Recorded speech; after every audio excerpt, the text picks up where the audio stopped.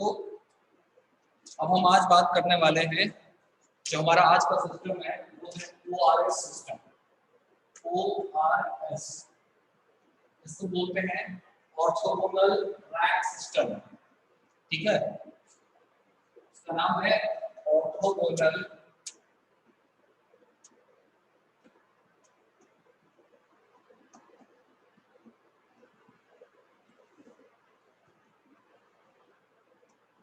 Rack system. ये भी similar to ASA system है, the American association of ASA।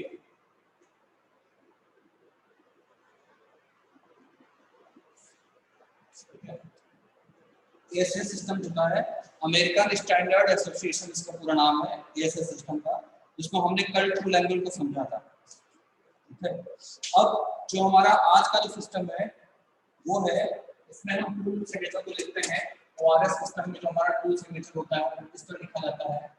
आपको बस ये याद करना है टूल सिग्नेचर का कैसे लिखना होता है। टूल सिग्नेचर वहां लिखा जाएगा I alpha 0 phi 0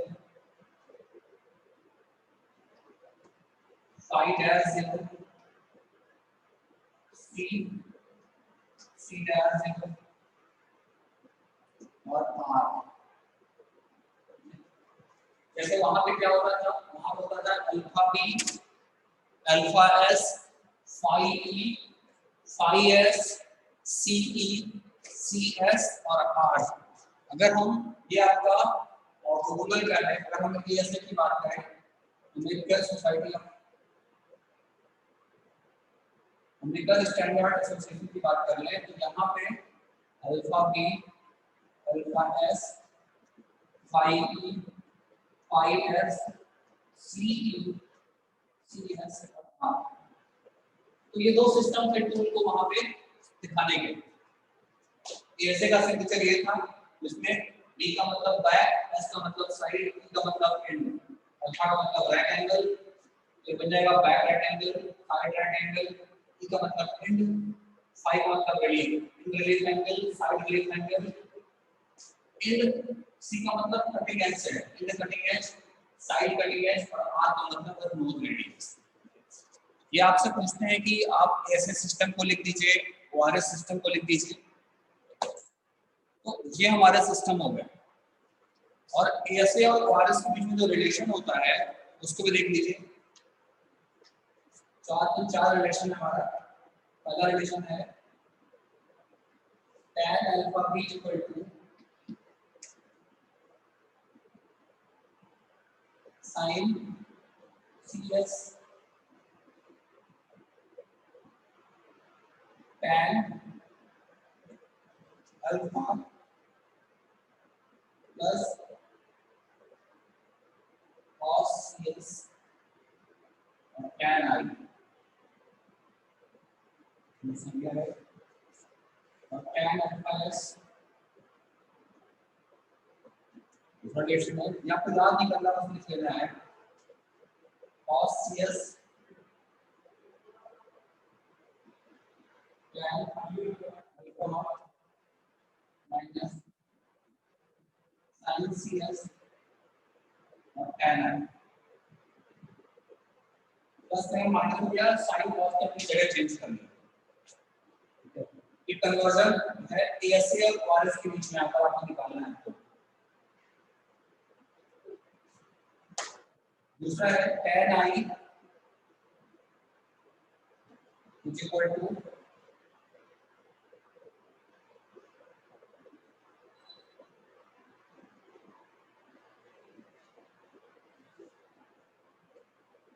देखिए cos CS और tan alpha b minus sin CS और tan अल्फा s। जबकि आपका tan नॉट जो है उसकी वैल्यू जो आएगी लिखी जाएगी sin CS tan alpha b plus cos CS tan alpha. तो ये तो टोटल 4 फॉर्मूले हैं, ठीक है, जिनकी हेल्प से अगर आपको जैसे आपको अल्फा नॉट और इक्वेशन पता है, मतलब आपको ओआरएस सिस्टम से एएसएस सिस्टम में जाना है तो पहले तो रिलेशन यूज करेंगे हम। ये इक्वेशन है कन्वर्जन करने के लिए between ASA and ORS system.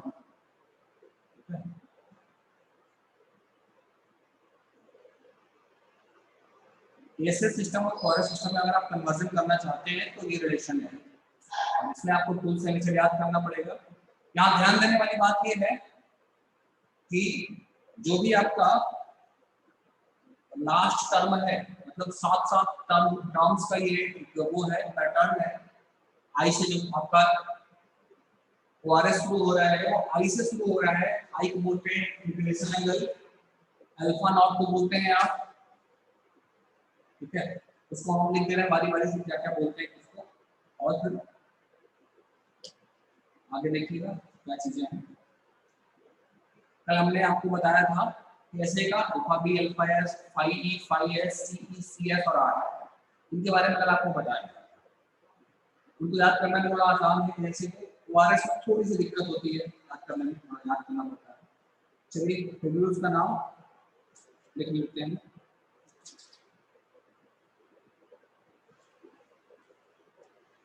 कैसे कैसे नाम है इसको लिख देते हैं। पहले तो आपका आई है, फर्स्ट जो हमारा है वो आई है,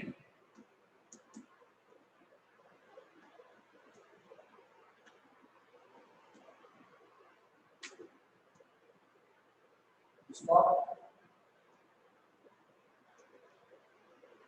इंक्लिनेशन एंगल इसको आप कहते हैं। दूसरा है अल्फा 0, इसको बोलेंगे orthogonal right angle.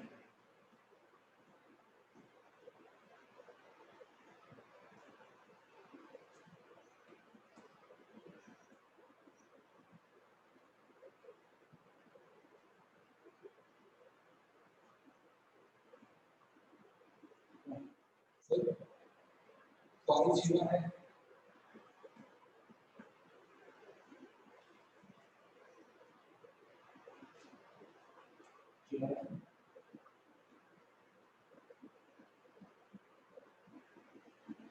Orthogonal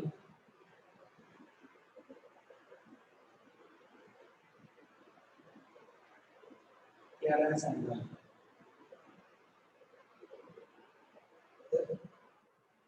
I dash zero है, इसको बोलते हैं ऑक्सिलरी ऑर्थोगोनल क्लियरेंस एंगल।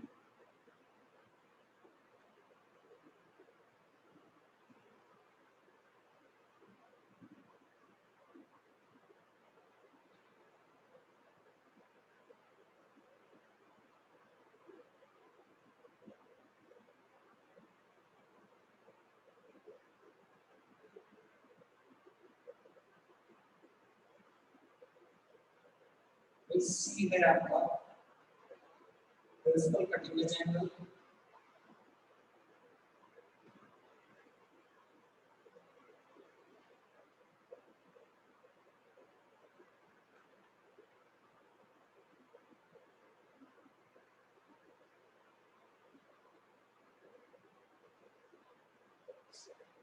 और आपका सी डैश जो है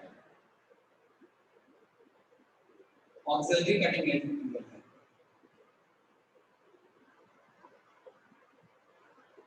ऑक्सिलरी कटिंग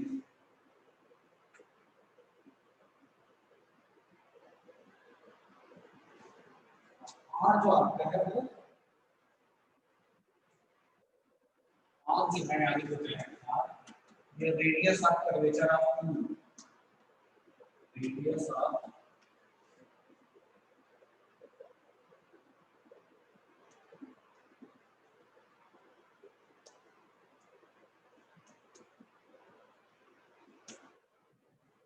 बारी बारी से देख लेते हैं क्या क्या चीजें हैं। सबसे पहला आई है जिसको हम बोलते हैं इंक्लिनेशन एंगल यानी झुकाव कोण। दूसरा हमारा आई के बाद आता है अल्फा जीरो, इसका या अल्फा ओ भी कह लें, ऑर्थोगोनल राइट एंगल। अल्फा पहले से राइट एंगल होता था, तो यहाँ पे अल्फा जीरो है तो उसको ऑर्थोगोनल राइट एंगल बोलते हैं। दूसरा फाई जीरो है, फाई यहाँ पे क्लियरेंस एंगल बोला गया है, वहां पे फाई रिलीज या क्लियरेंस एंगल होता था, वो लगा हुआ है तो ऑर्थोगोनल क्लियरेंस एंगल हो गया। जब भी डैश लगेगा तो हमारा वो ऑक्सिलरी हो जाएगा, तो फाई डैश को यानी ऑक्सिलरी ऑर्थोगोनल क्लियरेंस एंगल। सी होगा प्रिंसिपल कटिंग एज, ठीक है, सी डैश हो गया ऑक्सिलरी कटिंग एज एंगल, और लास्ट में आर। सी डैश को भी कभी कभी इसको लिखेंगे या सी क्यों लिखिए, बात होती है। तो इसका जो टू सिग्नेचर बनता है वो i comma alpha o comma phi o comma phi dash o comma c dash o और कॉमा आर। आर यहाँ पे क्या है, radius of curvature of tool tip. जो टूल टिप का कर्वेचर है उसका रेडियस। तो इतनी सारी चीजें थी, इसको आप नोट कर लें आप लोग, कैसे कैसे क्या चीजों का मतलब होता है। और आपसे ये पूछा जाता है कि भाई इन चीजों के बारे में बताइए, और लास्ट में आपको जो 4 इक्वेशन दी गई हैं, अगर आपको ओआरएस सिस्टम से एएसए में जाना है तो 2 इक्वेशन दी गई है, और अगर जो कन्वर्जन के लिए है ये 4 इक्वेशन टोटल दी गई है, जिनकी हेल्प से आप कन्वर्ट कर सकते हैं चीजों की वैल्यूज को निकाल सकते हैं।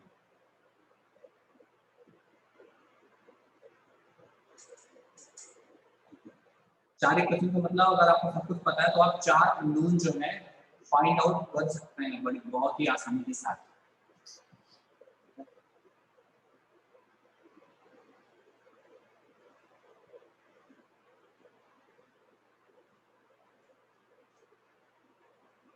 अब देखिए जो हमारा टूल एंगल्स हैं उनका क्या असर पड़ता है। टूल जैसे आप चलाते हैं, वर्कशॉप में जाएंगे, चलाएंगे, यूज करेंगे, उसको कई बार ग्राइंड करना होता है। ठीक है, ग्राइंड करने का मतलब क्या होता है कि कई बार उस टूल की ज्योमेट्री को सुधारना पड़ता है ग्राइंडिंग के जरिए। तो अगर कोई एक एंगल कम हो जा रहा है, कोई एंगल ज़्यादा हो जा रहा है, तो उससे क्या असर पड़ेगा उसको देखेंगे। तो सबसे पहले हमारा जो आता है वो सबसे इम्पोर्टेंट एंगल होता है, वो होता है रैक एंगल।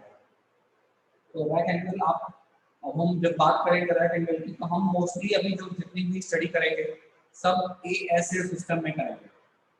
और एएसए सिस्टम हमारा जो होता है इसमें 2 टाइप का रैक एंगल होता है। पहला होता है अल्फा बी और दूसरा होता है अल्फा एस। अल्फा का मतलब होता है रैक एंगल, ठीक है, रैक एंगल को ऊपर से दिखाते हैं। अगर बी लगा हुआ है तो बैक रैक हो जाएगा, एस लगा हुआ है तो साइड रैक हो जाएगा, अगर ओ लगा हुआ है तो ऑर्थोगोनल रैक हो जाएगा, लेकिन वो ओआरएस सिस्टम में होगा। तो ऐसे सिस्टम में अल्फा बी और अल्फा एस 2 आते हैं। अब देखिए जो रूल कहता है कि जो हमारा रैक एंगल है it can be positive, zero और नेगेटिव। यानी रैक एंगल क्या हो सकता है, तीनों स्थिति में से किसी भी स्थिति में हो सकता है। वो जीरो भी हो सकता है, वो नेगेटिव भी हो सकता है, वो पॉजिटिव हो सकता है।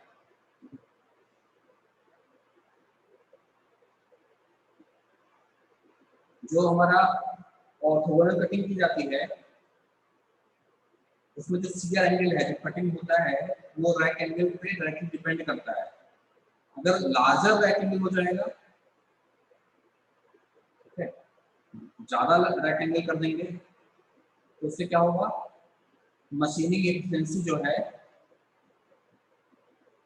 मतलब अगर टूल पतला कर देंगे तो बहुत आसानी से कटिंग होने लगेगी, पावर कम लगेगा, ठीक है। लेकिन अगर हाई वैल्यू चूज कर लेंगे रैक एंगल की, बड़ी वैल्यू, तो कटिंग तो आसानी से होगी लेकिन टूल की जो मजबूती है वो कम हो जाएगी। टूल टिप पे, टिप है जहाँ से कटिंग होती है, तो राइट एंगल ज़्यादा कर दिए, तो जो मटेरियल सपोर्ट में है, जो मटेरियल सपोर्ट में है उसमें क्या हो जाएगा कि वो स्ट्रेंथ कम हो जाएगी, ठीक है। तो लार्जर राइट एंगल से कटिंग फोर्स ज़्यादा मिलेगा, पावर कम लगेगा, लेकिन जो हमारा टूल है उसकी मजबूती क्या हो जाएगी, स्ट्रेंथ जो है वो घट जाएगी। जबकि जो स्मॉल कम राइट एंगल है, छोटे राइट एंगल है, वो जो हार्ड मटेरियल है उनको कट करने के लिए यूज किए जाते हैं। जबकि जो लार्ज राइट एंगल के टूल्स हैं उनके लिए सॉफ्ट और डक्टाइल मटेरियल का यूज किया जाता है। केवल ब्रास है हमारा ऐसा, ब्रास को मशीन करने के लिए स्मॉल राइट एंगल का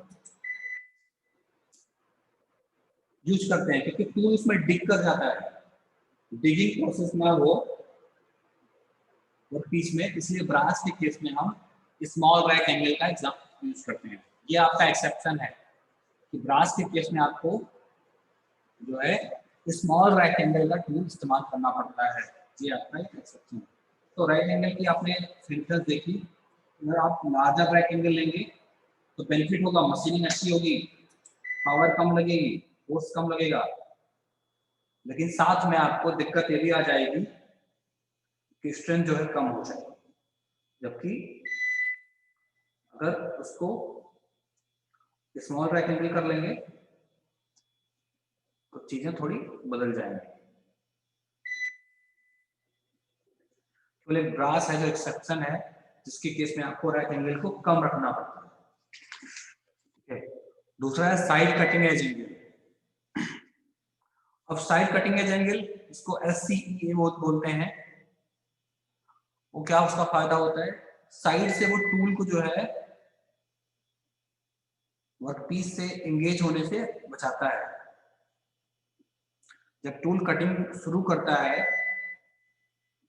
ठीक है, तो उसकी फिनिश को, जो टूल लाइफ है और जो सरफेस फिनिश है, वो भी इसको इम्प्रूव करता है। ये side cutting edge angle 0 degree से 90 डिग्री के बीच में हो सकता है, और ये 0 तब होता है जब उसको सेम टाइम में, ठीक है, ये 0 भी होता है जब सेम टाइम में ये वर्कपीस से रगड़ता रहता है।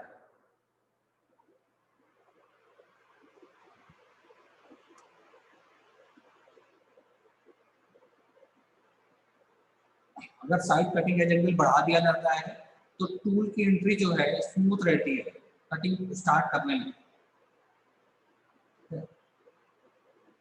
और जो चिप प्रोड्यूस होती है वो पतली होती है और चौड़ी होती है।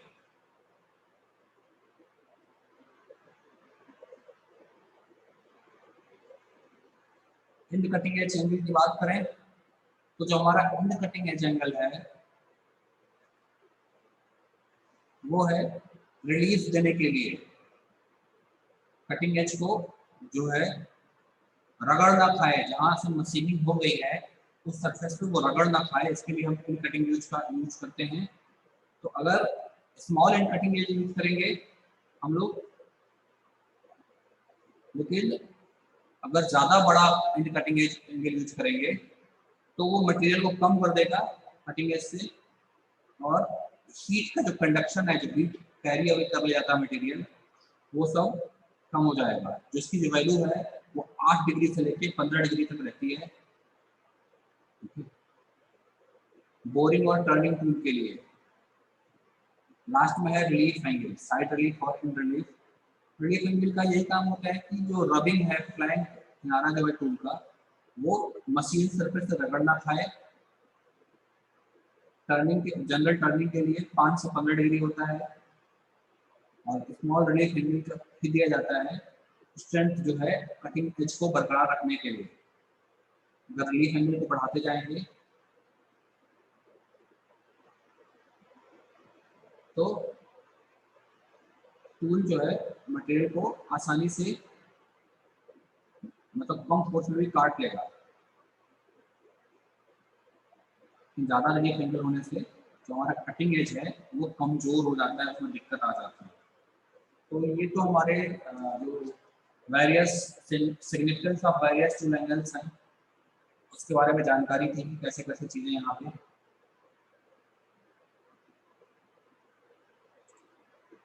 हो रहे हैं।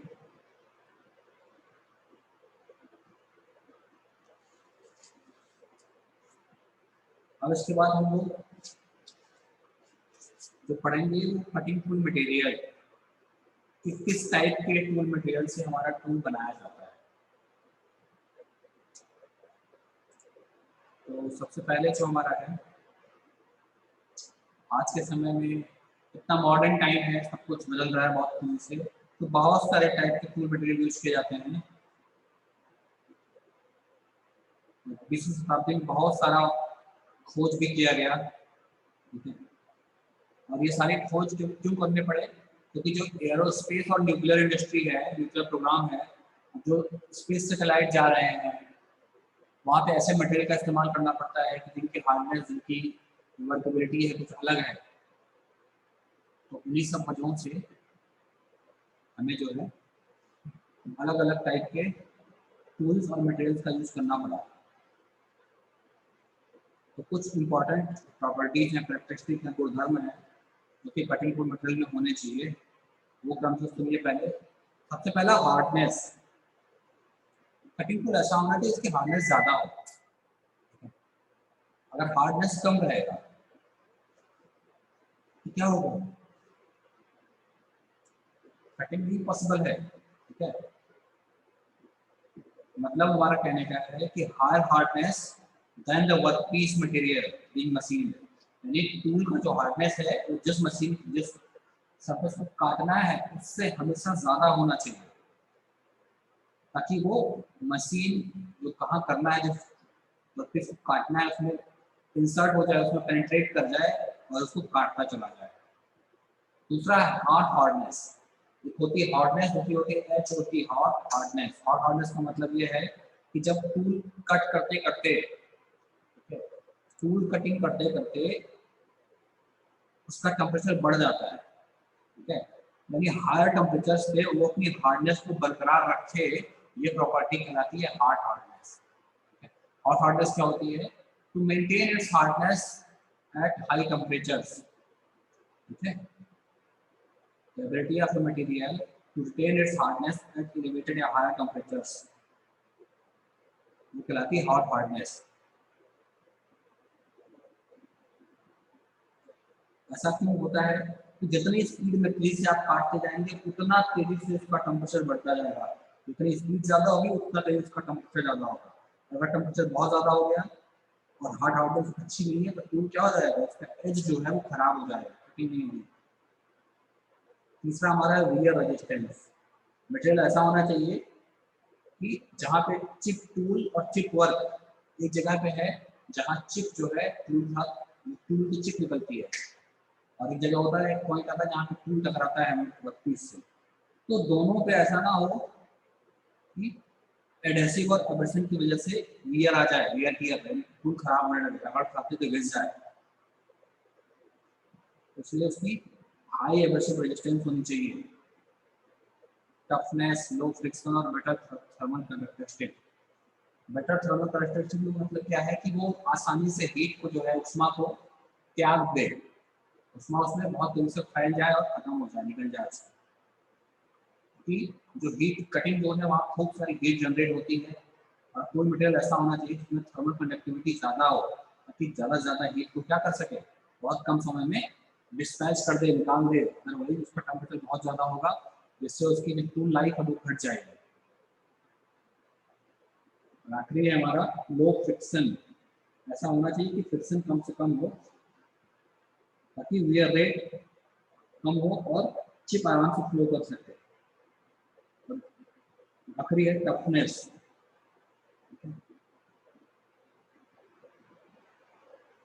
जो इम्पैक्ट लोड्स पर वो आ रहे हैं इतना टफ हो कि वो सारे इम्पैक्ट लोडों को सह ले।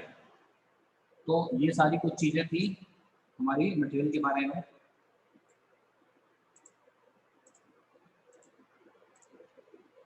बाकी अब बताइए आप लोग को कुछ समझ में ना आया हो